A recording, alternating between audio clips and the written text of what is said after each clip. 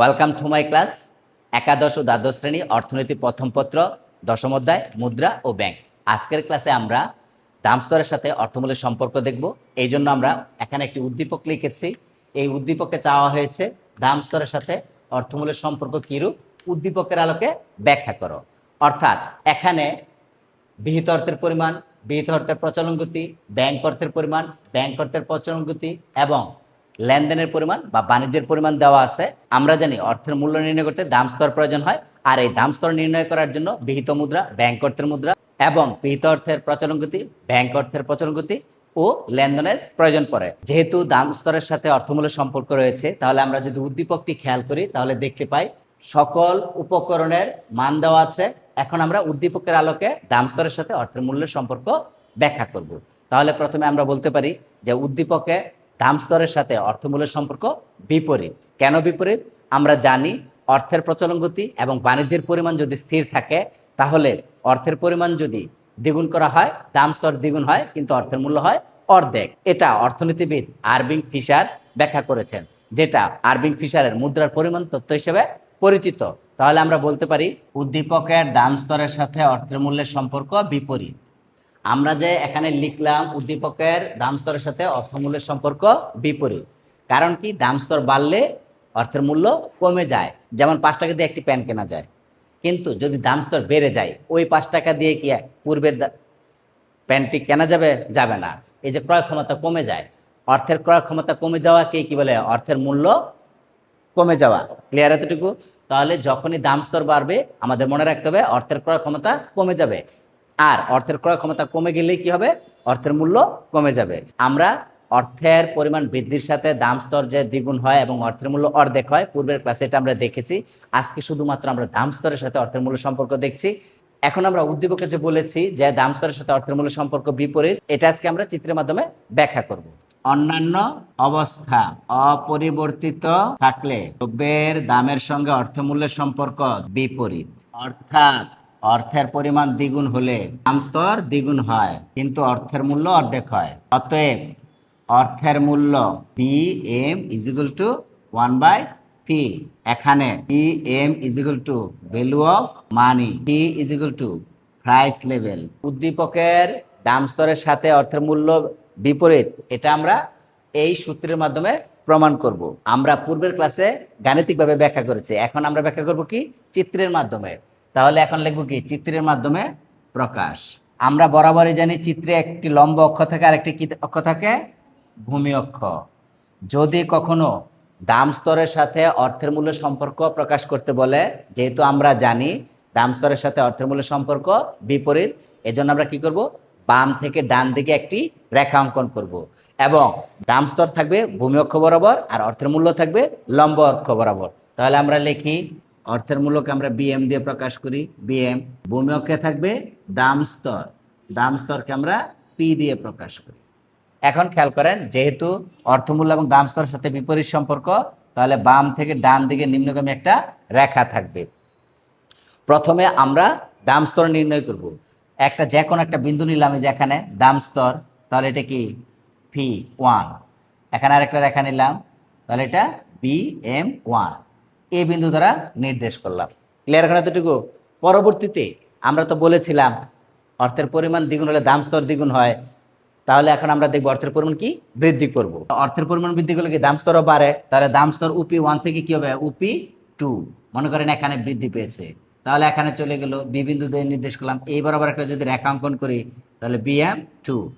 উপরে ছিল কি? BM1। এখন নিচের দিকে চলে আসছে না, তার মানে কি হ্রাস পেয়েছে। এই কারণে আমরা কি এখানে এরো একটা চিহ্ন দিলাম, আর এখানে কি দাম স্তর বৃদ্ধি পেয়েছে, এরো একটা চিহ্ন দিলাম। ক্লিয়ার? এখন এতটুকু। আমরা এই যে রেখাটা A এবং B বিন্দু যোগ করে যে রেখাটা পেয়েছি, এটা কার মাধ্যমে পেয়েছি? দাম স্তরের মাধ্যমে পেয়েছি, তাই তো? দাম স্তরের মাধ্যমে কার সম্পর্ক পেয়েছি? অর্থের মূল্যের সম্পর্ক। দেখেন এখানে অর্থের মূল্য, এখানে দাম স্তর, তার মানে দাম স্তরের সাহায্যে আমরা অর্থের মূল্যের সম্পর্ক পেয়েছি। এই কারণে কি করব? অর্থের মূল্য BM = ফাংশন অফ P, অর্থাৎ দাম স্তরের মাধ্যমে আমরা অর্থের মূল্য প্রকাশ করেছি। এখন যদি আমরা উদ্দীপকে খেয়াল করি, বলেছিলাম দাম স্তরের সাথে অর্থের মূল্যের সম্পর্ক বিপরীত। এখানে খেয়াল করেন, যদি আমরা দাম স্তর বৃদ্ধি করি তাহলে অর্থের মূল্য হ্রাস পায়। যদি কখনো এভাবে চাওয়া হয় দাম স্তরের সাথে অর্থের মূল্যের সম্পর্ক ব্যাখ্যা করতে, তাহলে আমরা চিত্রের সাহায্যে ব্যাখ্যা করব। আমরা যদি এখন চিত্রের ব্যাখ্যা দিই তাহলে দেখতে পাই ভূমিয়কের দাম স্তর দেওয়া আছে। এখানে প্রাথমিক দাম স্তর কত ছিল, এখান থেকে দেখেন উ থেকে P1, তাহলে প্রাথমিক দাম স্তর UP1। এখন এই দাম স্তরের বিপরীতে আমরা কার চিন্তা করব, অর্থের মূল্য। তাহলে এই পর্যন্ত যদি আসি তাহলে এ বিন্দু পর্যন্ত এখানে কি BM1, তাহলে উ থেকে BM1, তাহলে UBM1। এটা যেটা ছিল এটা কি প্রাথমিক পর্যায়, তাহলে প্রাথমিক পর্যায়ে ছিল প্রাথমিক দাম UP1 এবং অর্থের মূল্য ছিল UBM1।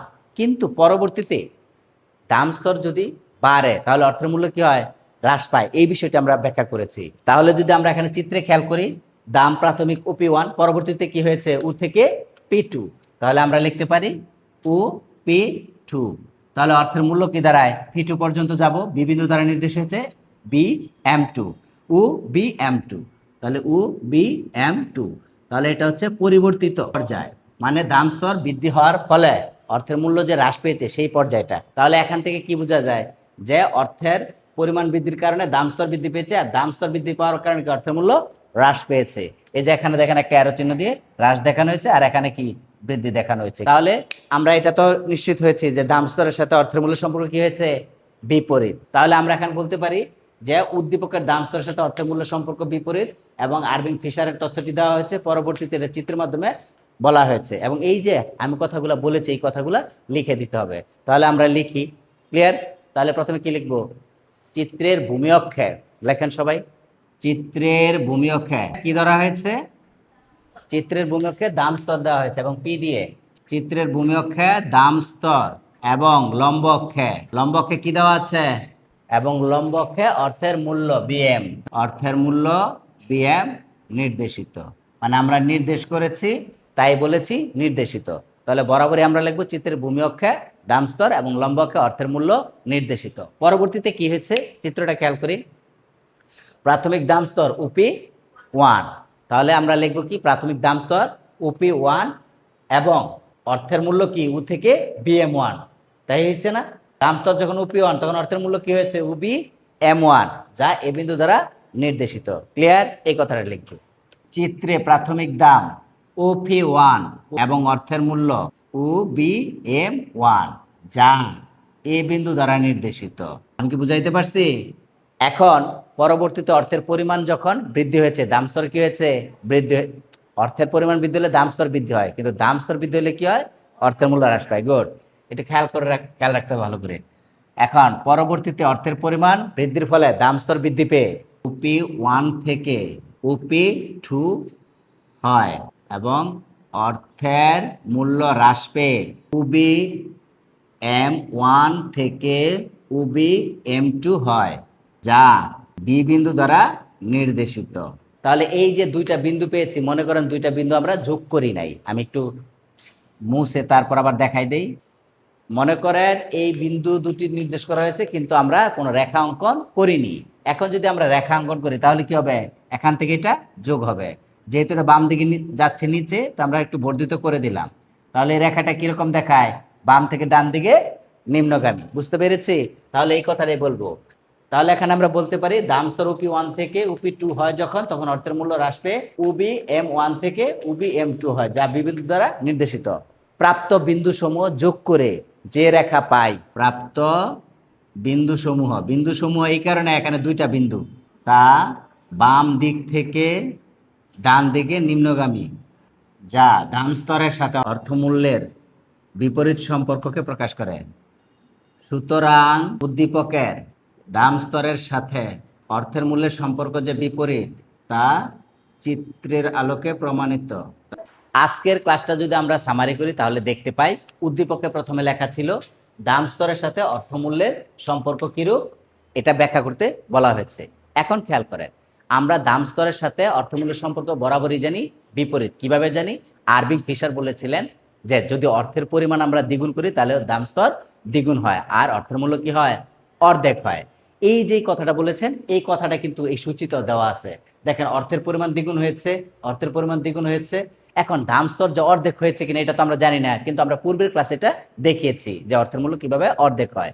এখানে যেহেতু সম্পর্ক ব্যাখ্যা করতে বলা হয়েছে, তাহলে আমরা কি করব, চিত্রের মাধ্যমে ব্যাখ্যা করব। আর এই চিত্র অঙ্কন করতে গিয়ে আমাদেরকে খেয়াল রাখতে হবে সম্পর্ক যদি বিপরীত হয় যে কারোর সাথে, তাহলে রেখাটা হবে বাম থেকে ডান দিকে নিম্নগামী।